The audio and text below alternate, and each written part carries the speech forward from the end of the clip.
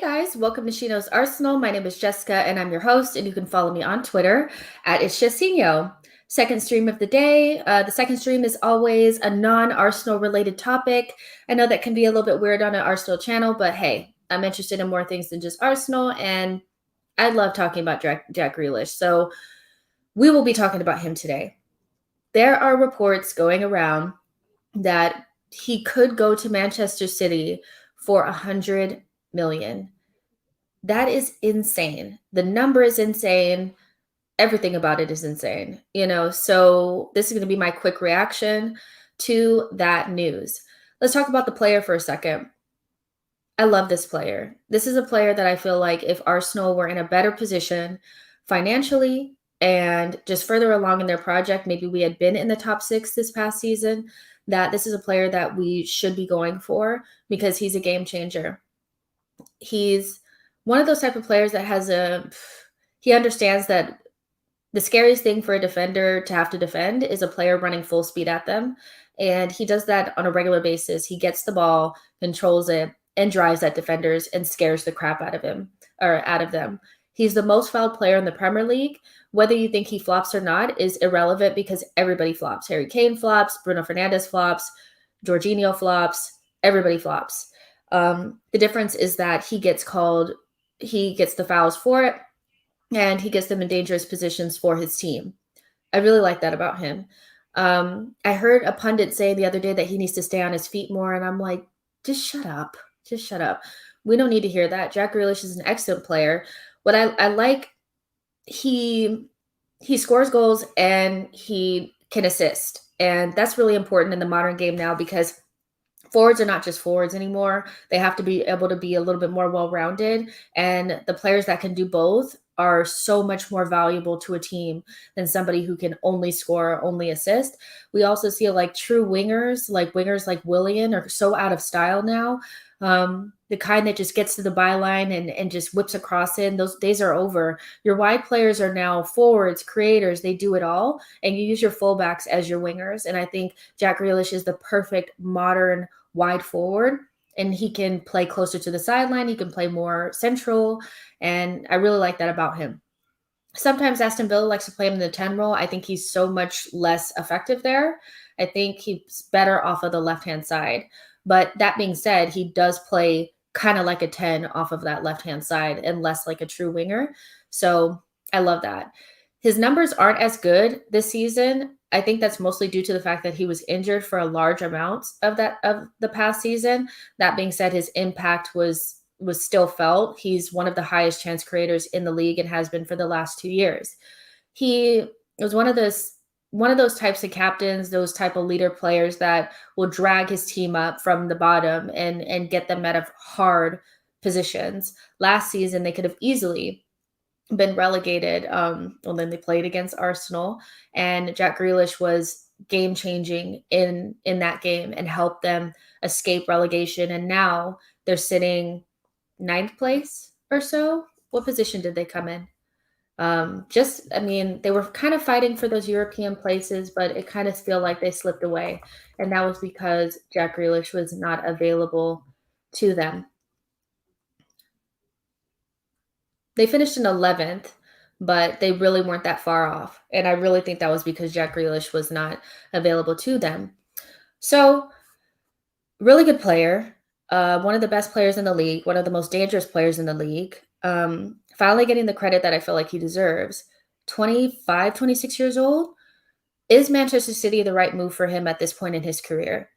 And is Manchester City in a position? Well, they're always in a position because they have a lot of money. But is this the type of player that they need to be bringing in right now?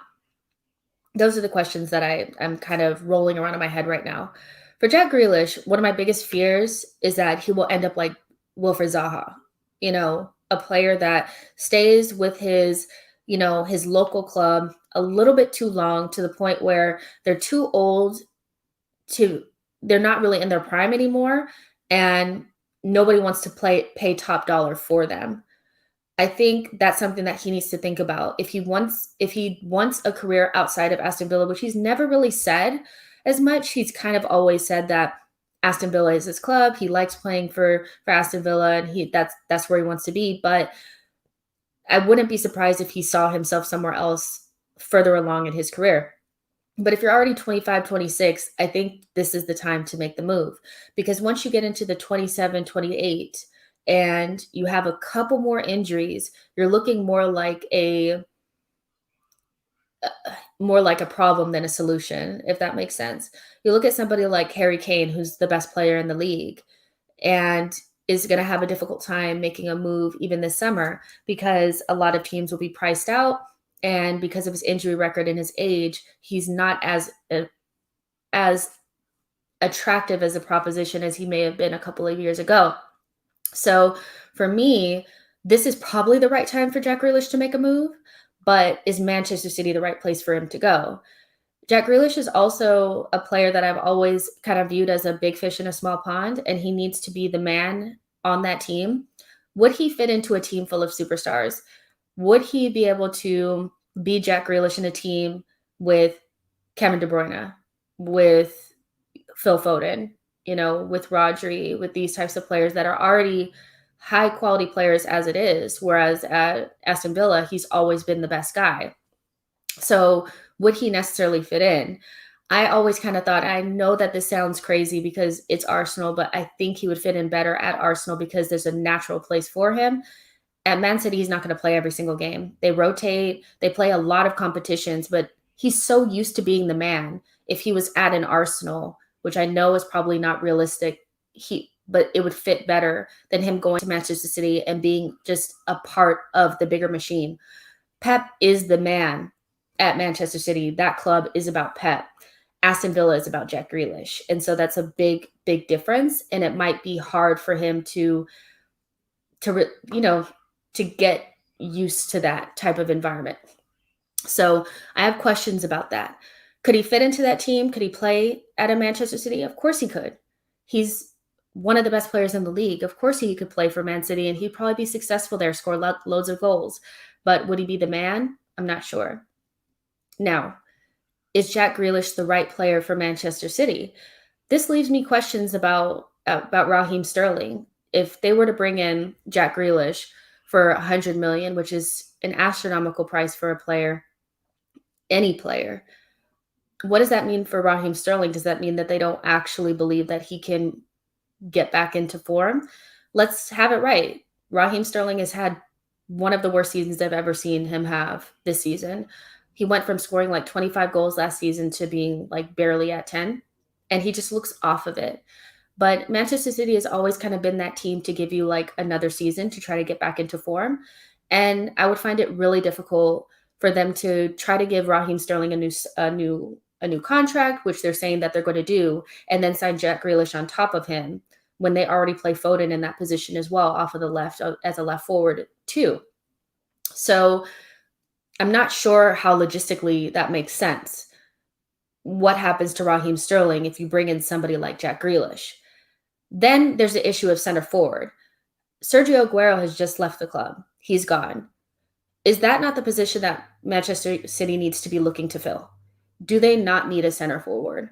Would it be a better use of their resources to go out there and try to get Haaland or try to bring in Harry Kane or something like that instead of spending your money on another wide forward when you already have Raheem Sterling, Ferran Torres, and Phil Foden?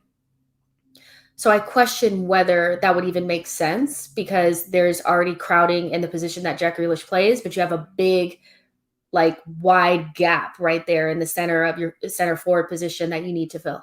And any striker that you want to bring in at this point is going to cost quite a bit, so does it even make sense to bring in Jack Grealish? Shouldn't you go for a center forward anyway?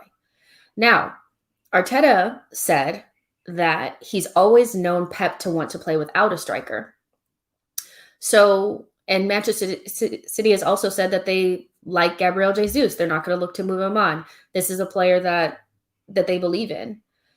Is there a chance that they would just go and play with a false nine now that Sergio Aguero is gone, not bring in a striker and bring in somebody like Jack Grealish and play Sterling at center forward, play Mahrez at center forward, play KDB at center forward, and just have a rotating group of a front six that can play anywhere?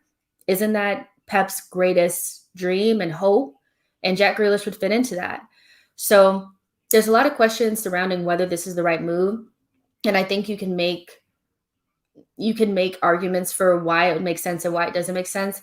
The biggest issue for me is the price.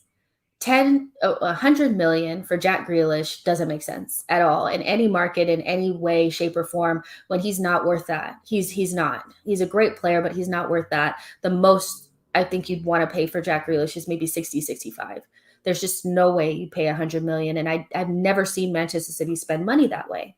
I've never seen it. There's a misconception about Manchester City that they spend stupid amounts of money on players, not on one single player.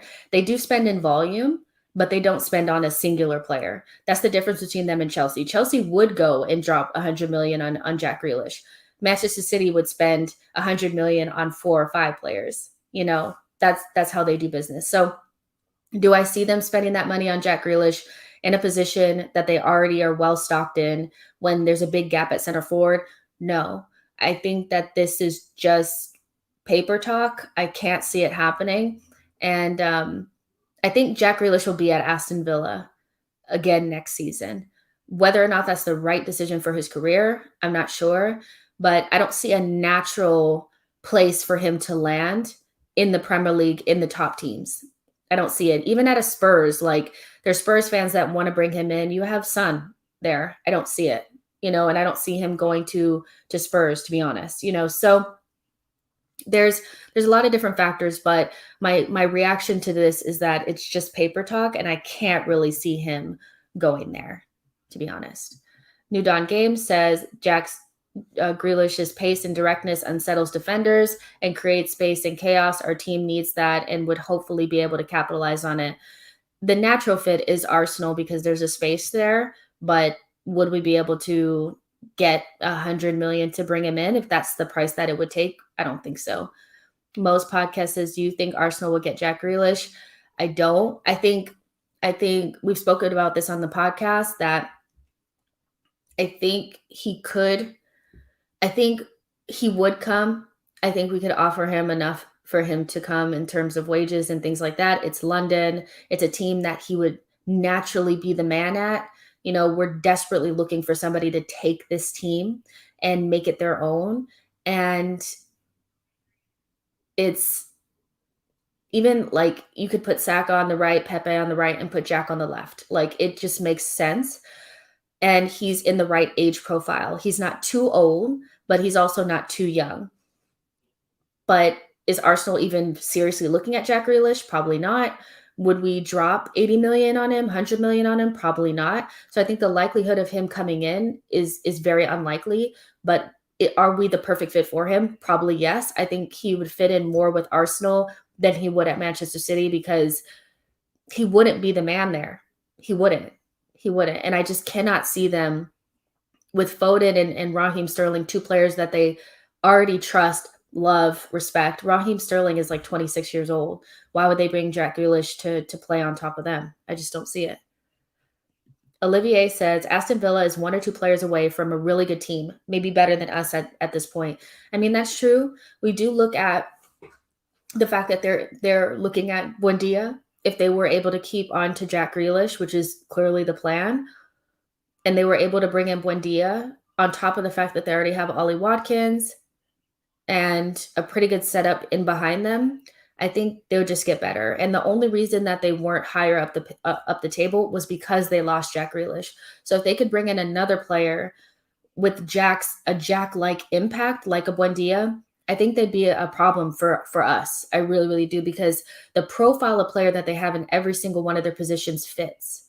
If you look at Aston Villa, the balance of that team is immaculate. It's perfection. That Traore, everybody talks about Rafinha. Forget Rafinha. Traore has been really, really good for Aston Villa. Very good. And the balance of him on one side and Jack on the other and Ollie Watkins in the middle is perfection. It really, really is. Douglas Luiz, McGinn, and whoever else they have in the midfield, it always feels like it just works. And their back line, although not made up of stars, really, really works with Konsa, Mings, Target, and Matty Cash. And then we don't even want to get started on Emi Buendia. So I do agree with you that they are 1 or 2 players away from being a very, very good team. And so that's something that we need to look at, and make sure that we're not. I mean, we really did strengthen a rival unknowingly. I don't think we ever believed that Aston Villa, a team that just a season prior was probably going to get relegated, would be so close to us. I mean, literally because we gave them our goalkeeper. 10 Ball says, "Hey, Jess, we need to start getting our business done now. We're out of Europe and we need to start getting signings done. I've heard that we have to sell before we buy." I definitely saw that, that we need to sell before we buy. That's always the case. The idea that we're going to have some big war chest is always just a myth. But Arteta has already kind of said that he doesn't expect business to get done early. And that's just typical Arsenal. Blaze says, "Hey Jess, I think Manchester City want to buy Grealish and Kane in the same transfer window. If they do that, then the league is sewed up for so many years." I mean, if they want to do something big and they want to put even more space between them and the rest, that would be what they need to do. The issue there is that it's not that I don't think that they could get those deals done. It's that I don't know if they're so financially smart that I've never seen them do anything silly. And to get Jack Grealish and Harry Kane, they're not going to accept like 5 payments over 5 years. They're going to want big hunks of that cash like up front. So would Manchester City do it? I'm not sure because I've never seen them do anything that aggressive. But if they do that, the league would be sewn up for years. Like we would never be able to. There's no competition at that point. And yeah. So but if that's what they're planning on doing, then hey. To be honest though, I'd rather it be a Manchester City that's doing that than like a Manchester United. Like it's so funny to me that like Manchester United spends a lot of time, their fans spend a lot of time talking about us. Maybe you want to worry about what's going on in your own backyard. Manchester City is easily the best team in Manchester. And you guys are constantly talking about we're united, we're united, we're united. But let's be real. In your own backyard, you're allowing the noisy neighbors to move into your house, get with your wife, and your kids are calling him daddy. Like it's that bad. So worry about yourself. Don't be worried about us because Manchester City is here to stay. Like it's amazing to me how Manchester United fans will sit there and talk about us when Manchester City is easily the best team in Manchester. Olivier says, "Even without selling, do we need an offensive mid that can serve Abba and score? Buendia, Awa?" I mean, we do. We should be able to do things. We should be able to do things without having to sell. But that's the reality of Arsenal Football Club is that we are never in a position because of our ownership to make decisions early and get things done. It's always about selling before we buy. So I would hope that even without selling, we'd be able to do things. But I think this would be the first season where the Cronkies would actually have to put money in out of their own pocket. Every other season they've spent, but it's been from money that we've made from being in the top 4 / the top 6, being in Europe. Now that we're not in Europe and that money's not coming in and we're in the red, we're in the negative now because of COVID, they would actually have to spend their own money. So all that talk, I think, about having a huge summer and be excited, I think that was just more to get us to stop protesting, to stop talking, to stop damaging the brand.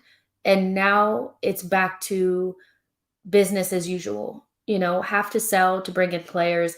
They're probably talking about giving Arteta 40 million or so if they're able to sell a certain amount. And even if we were to sell $60 million worth of players and they were to give us 40, 100 million is nothing in this market. It's absolutely nothing. It gets you like 2 players. And realistically, we need like 4, so there's that. Abanaf says City are light years ahead. Yeah, they are, of everybody. Aaron LFC says Grealish will go for about 70 in the end. Nothing's guaranteed though, Jess.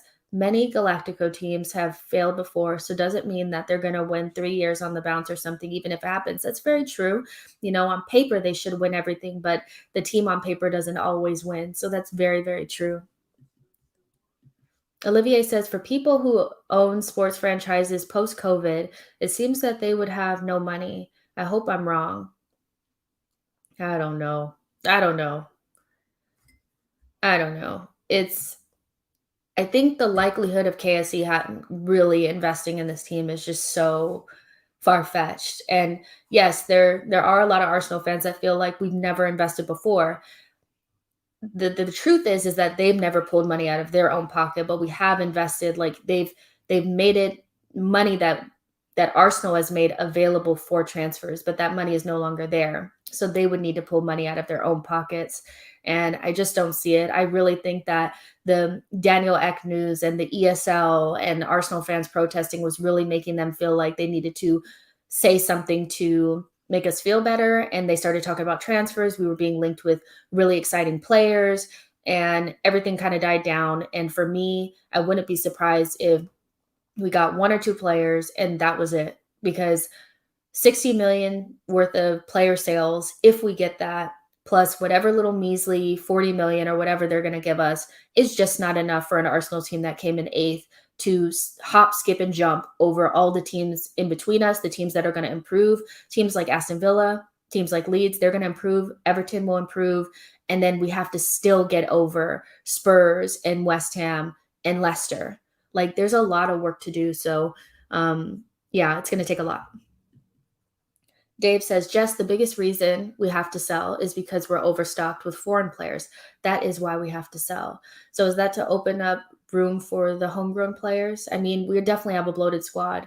It could be both, that we need to sell because we need to be able to bring players in, but also to open up spots because we have too many foreign players. So I definitely see that point as well, Dave. Zach says, would break my heart seeing Jack play for City. Always wanted him in the shade of red. Yeah, I mean, it would hurt. It would hurt really bad. He's a player that I was always hoping that at some point we would get smart and bring him in. But if we miss the boat, we miss the boat. And then we'll have to wait and try to bring him in when he turns like 34 on a free transfer from Man City. Deb says, what are your thoughts on Xhaka to Roma rumors? We'll leave us thin in the middle. So earlier, just an hour prior, I did a full stream on just Xhaka and the Roma rumors. But just long story short, I think it's time to sell. If he stayed, I wouldn't be hurt. If he goes, I think it's the right thing. I think 20 million for Xhaka is about right. I think you get what the market is willing to pay. And the idea that we would get similar to what we paid for him, I think is unlikely based on the 5 years that he's had at Arsenal. He has depreciated in value because of our lack of squad building, the way that the fans treat him, all these types of things all add up to Xhaka not being as attractive as he was when he came into Arsenal 5 years prior. He has 2 years left on his deal. So if you wait another year and you wait till he's 29, are you going to get more than that? Probably not.